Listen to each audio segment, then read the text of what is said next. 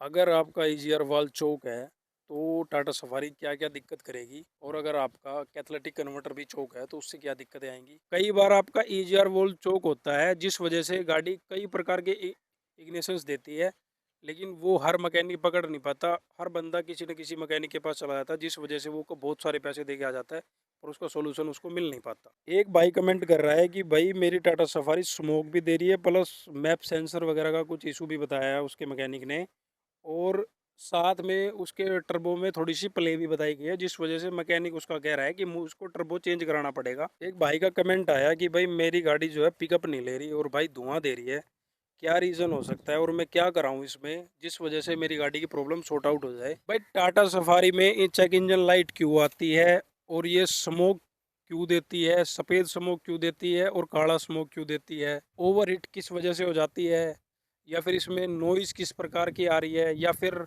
वो जो इसका ऑयल अगर इसका खाता है तो उसको कब चेंज कराना चाहिए कब नहीं। तो अगर आपका मैकेनिक ये बोल दे कि भाई इसका तो इंजन का काम होगा या फिर इसका हाफ इंजन होगा, तो आप इस वीडियो को पूरा एंड तक देखें। आपका पूरा या इंजन में कोई भी छेड़छाड़ आपको कराने की ज़रूरत नहीं है। टाटा सफारी का इंजन इतनी जल्दी नहीं बोलता। मैं आपको पूरा सॉल्यूशन देने वाला हूँ। चलो फिर अब सबको बताता हूँ कि इसमें क्या क्या काम आपको कराना चाहिए। सबसे पहले बात करते हैं भाई चेक इंजन लाइट क्यों आती है, क्या रीज़न है चेक इंजन लाइट आने का। तो सबसे पहला जो रीज़न होता है वो है मेन, और जो कॉमन रीज़न होता है वो होता है मैप सेंसर का। उसके बाद दूसरा रीज़न होता है ईजीआर वोल का, और तीसरा रीज़न होता है टर्बो प्रेशर का। ठीक है। तो मैप सेंसर में अगर दिक्कत आएगी तो आपको क्या प्रॉब्लम फेस करने को मिलेगी, वो होगी भाई कि पिकअप कम ले रही है गाड़ी, ठीक है, और ब्लैक स्मोक करेगी, और इंजन थोड़ा हैवी हैवी लगता है, मतलब थरथराहट फील होगी। जब आप पंजा धरोगे, जब आप क्लिच छोड़ के पंजा धरते हो तो आप मतलब गाड़ी आपको ऑटोमेटिकली भारी भारी फील होगी। अगर कोई बंदा समझ सकता है इस बात को तो ईजीआर वोल में भी सेम होती है कि पावर लूज हो जाती है बिल्कुल ही, और स्मोक भी देने लग जाती है गाड़ी जब वो जाम हो जाता है। ठीक है। और टर्बो प्रेशर में अगर आपकी पाइप कहीं से फट रही होगी तो जब प्रॉपर टर्बो बूस्ट नहीं मार पाएगा तो फिर वो पिकअप तोड़ देगी गाड़ी, तब भी वो चेक इंजन लाइट दिखा देती है। और कई बार कमियां कुछ और होती है और मैकेनिक कर कुछ और देता है, ये सबसे बड़ा सच है भाई। और सबसे आखिरी में आता है भाई कि इंजेक्टर में प्रॉब्लम आ गई। इंजेक्टर में जल्दी से प्रॉब्लम आती नहीं है, टाटा सफारी होगी या फिर पुरानी जो भी BS4 इंजनों में जिनमें इंजेक्टर्स आते हैं उन गाड़ियों में इंजेक्टर्स में जल्दी से दिक्कत नहीं आती। दो दो ढाई ढाई तीन तीन लाख किलोमीटर तक इंजेक्टर में दिक्कत नहीं आती अगर आप प्रॉपरली सर्विस कराते हो तो। मैप सेंसर मेन है, दूसरे पे ईजीआर वोल हो गया, तीसरे पे टर्बो हो गया, चौथे पे आ जाता है फिर आपका फ्यूल फिल्टर। ठीक है। जो आपका डीजल फिल्टर जो होता है, फ्यूल फिल्टर, वो स्टेप बाय स्टेप चीज़ें होती हैं। तो अगर किसी में कोई दिक्कत आएगी तो चेक इंजन लाइट आएगी। आप बहुत से भाइयों को भी ये नहीं पता होता कि भाई मैप सेंसर क्या होता है, तो आ जाओ मैं दिखा देता हूँ आपको। ये होता है भाई मैप सेंसर, जो टर्बो की पाइप से जुड़ा हुआ होता है जहाँ पे आपका एयर फिल्टर लगता है। ये मैप सेंसर होता है। इसको आप सिंपली आप इसको खुलवा के इस इसकी एक स्प्रे आती है, स्प्रे से आप इसको साफ़ करा सकते हो। ठीक है। ये तो हो गया इसका सॉल्यूशन। अगर ये ख़राब नहीं है तो ये साफ़ करने से ही आपका पिकअप और आपकी क्या बोलते हैं स्मोक वाली प्रॉब्लम सॉर्ट आउट हो जाएगी यहीं से ही। अगर यहाँ से भी बात नहीं बनती है तो फिर आपको क्या करना है, ये होता है ईजीआर वॉल्व भाई। अगर ये चोक होगा, ये पूरा बिल्कुल ब्लैक, उससे ना अंदर से पूरा भर जाता है ये, तो इसके दो नट ये खुलेंगे, दो नट पीछे से खुलेंगे, और दो तीन चार नट ये हैं। ये खुलने के बाद ये प्रॉपर पूरा साफ़ हो जाता है, यहाँ से लेके यहाँ तक ये पूरा खुल जाएगा ईजीआर वॉल, और उसके बाद ये साफ़ हो जाएगा। साफ़ होने के बाद काफ़ी हद तक आपकी प्रॉब्लम सॉर्ट आउट हो जाएगी, ब्लैक स्मोक की भी, या फिर किसी प्रकार का स्मोक दे रही है, या फिर चेक इंजन लाइट आ रही है। अगर फिर भी अगर 1% कोई दिक्कत परेशानी है तो आपको तीसरी चीज़ साथ साथ ये भी करवा लेनी है। ये होता है फ्यूल फिल्टर।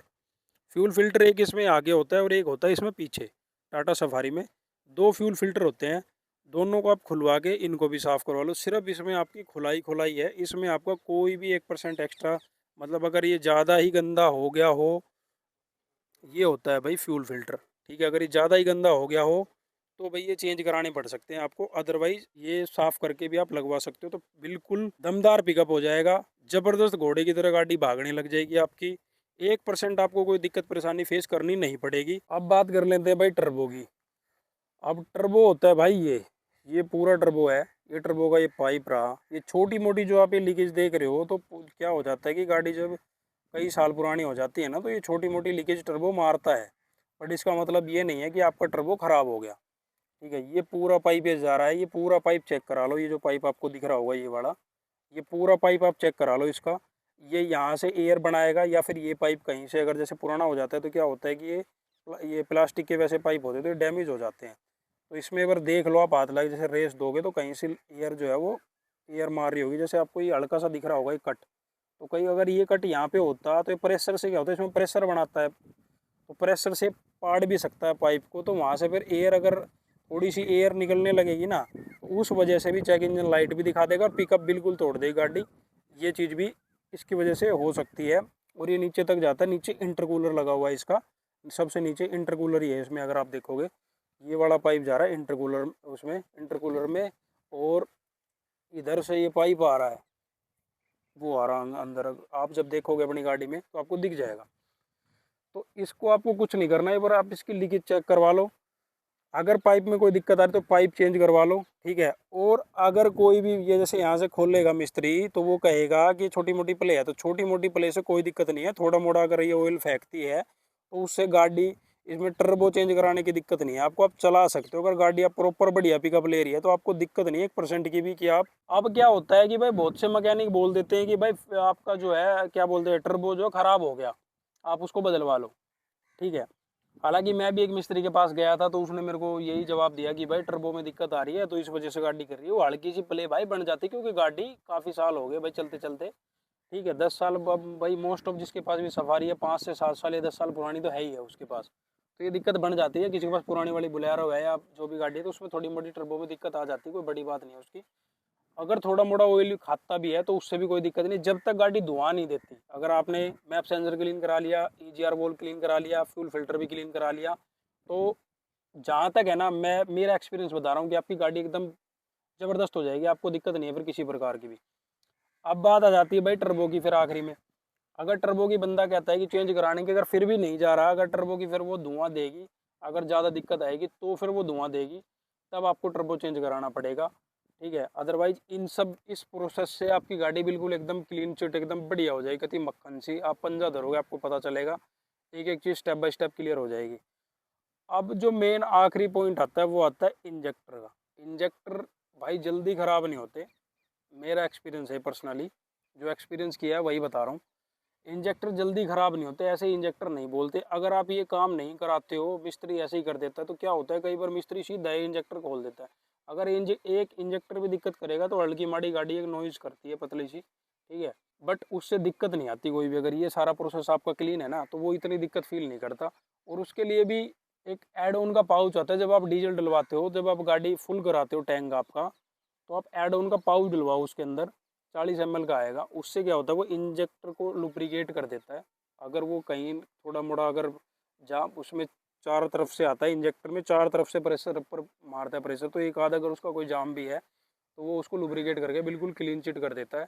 मैं पर्सनली इसको यूज़ किया है मैंने, तो मैं वही एक्सपीरियंस आपको बता रहा हूँ। लेकिन हर टंकी में आपको नहीं डालना है, कम से कम आपको डालना है ये दो चार, तीन चार टंकी आपने फुल करा ली तो चौथी पांचवी टंकी में डलवा लो एक बार, बस इतना ही बहुत होता है। तो भाई समझ में तो आ ही गया होगा। अब आपके सबसे पहले पे मैप सेंसर क्लीन कराना है, दूसरे पे ईजीआर वोल्व क्लीन कराना है, तीसरे पे आपको साथ साथ आपका इसका ऑयल फिल्टर दोनों के दोनों ये क्लीन करा लो। अगर गंदे हैं तो ये चेंज करा लो।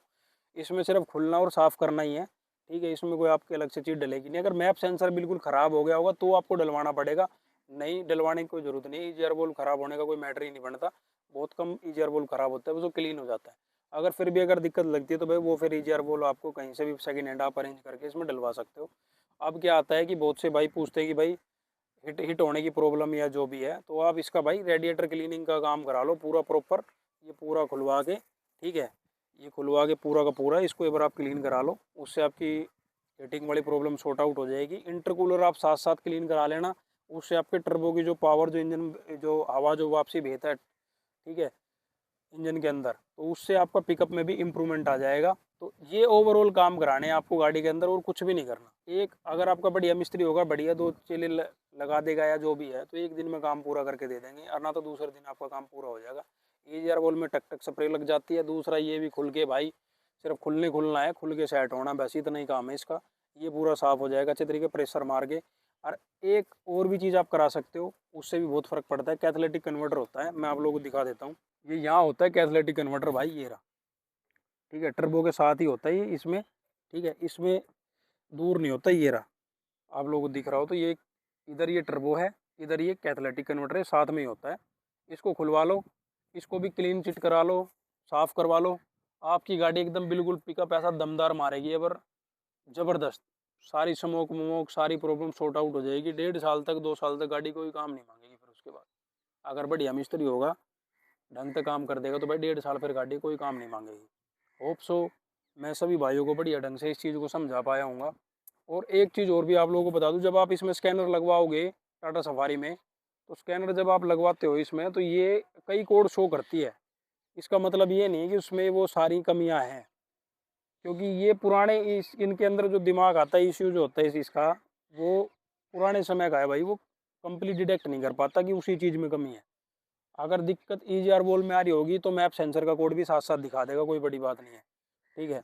और साथ में पैडल सेंसर भी दिखा देगा, ऐसा भी हो सकता है, और भी एक आध कोड दिखा देगा। पर जब ये चीज़ आप क्लीन करवा लोगे ना, एक map sensor, EGR valve, fuel filter, catalytic converter और रेडिएटर का ये सारे, ये दोनों इंटरकूलर ये साफ़ करवा दोगे, ये 5 चीज़ें हैं, ठीक है, आपकी गाड़ी टकाटक चलेगी, कोई दिक्कत परेशानी नहीं आएगी आपको। बाकी होप सो मैंने बेस्ट जानकारी दी हो आपको, एक बार आप यूज़ करके देख लेना। बाकी धन्यवाद। लाइक शेयर सब्सक्राइब, वीडियो को अगर अच्छी लगी हो तो भाई कमेंट कर देना और सब्सक्राइब कर लेना। जय श्री राम, हर हर महादेव।